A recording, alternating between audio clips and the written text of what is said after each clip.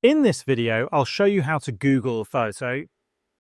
Whether you're curious about an image in your phone or want to search for a specific object in a photo, it's easy to do with Google. Open Google on your phone or computer, and you'll see a small camera icon next to the microphone in the search bar. Tap on the camera icon, which will open your gallery. Scroll through your gallery to find the image you want to search, then tap on it. After selecting the image, you'll have the option to crop it if you want to focus on a specific item in the photo.